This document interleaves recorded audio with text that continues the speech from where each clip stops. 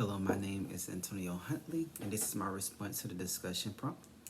The first question is, what would the ideal budget look like for my department at my school or organization? After doing my readings for this week, I did additional research, and what I believe that the best budget for my university or my department that I would like to utilize would be the zero-based budgeting. I looked online from with Julia Cotney, and it begins to talk about the method of the budgeting for zero method and how all the expenses must be justified for each new period. In addition to that, Julia also mentioned that the process of zero-based budgeting starts from a zero-based function start from a zero base, and then also every function within the organization is kind of like analyzed, reviewed, and looked over to see to assess what is the needs, and also the cost. Then they also build the budget around what is needed for the next period. And so I believe that budget is very effective. We also completed it during an assignment for this week's reading, this week assignment, and I believe that that is most effective because it allows you to see what have you spent. What have you spent? Was it a necessity, or did you just spend it on miscellaneous things that was really not beneficial? It allows you to also review multiple years, and it also allows you to see what would be more of an effective budgeting. So it gives you the list of the what you actually spent, how much you was in the red, and it also allows you to see or it recommends you what would be an ideal budget. So I believe like that would be more effective for a department that I'm utilizing, because it kind of allows you to see if anything changed, what is a necessity, how much you spent in each category. It allows you to subcategory each group. So I believe that that would be most effective for my department, my organization.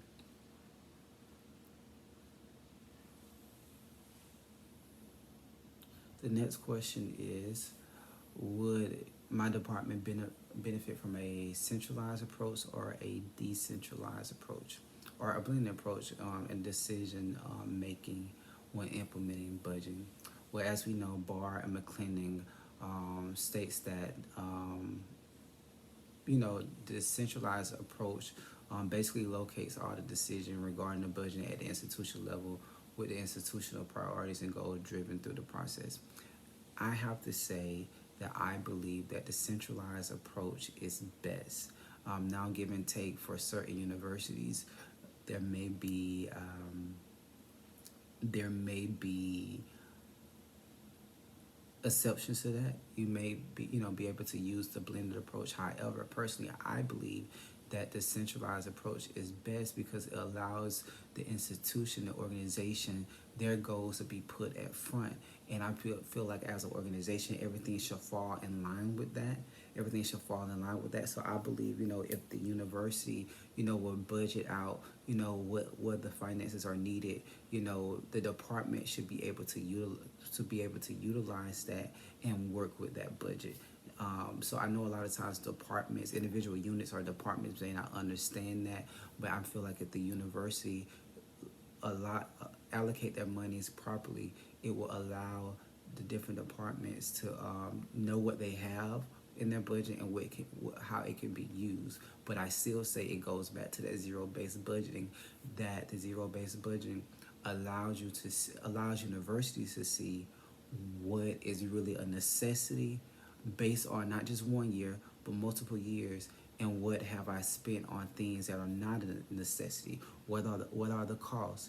How do we need to increase the budget? How much we need to decrease the budget. So I would say centralizing the centralized process and the zero-based budgeting will be my method of for my university, and what I prefer, or what I recommend for other universities as well. Right. So lastly, it states, how can I, as a department manager, a budgeting manager, listen to those under me who have who have needs or who have questions about the budget. How can I listen and be consistent with that, with their concerns? I believe that before we do the budgeting, we should have meetings, we should have presentations to where if there's a department that is requesting for an increase in their budget, that our team, our administrative team, our finance team, our board can get together and listen to their requests, take notes, review their presentation, ask them to send their presentation over even after the presentation has been completed, to see why is it that they feel like they need an increase in their budget. Is it really a necessity? Will their necessity? Could think about it as an organization.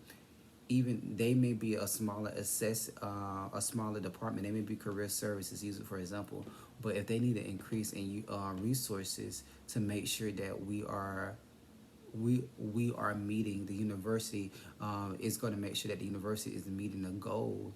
We need to research that. It could be something that we have overlooked. So if different departments can present to us and show us the evidence why they need an increase in that budget to make the university successful for us to reach out initiatives, then I think most definitely we should review that. So definitely, making sure that there's evidence, allowing the departments a chance to, after the budget has been stated, to come to us and give us facts, give us evidence on why it needs to be increased. All right, my name is Antonio Huntley once again, and this is my discussion.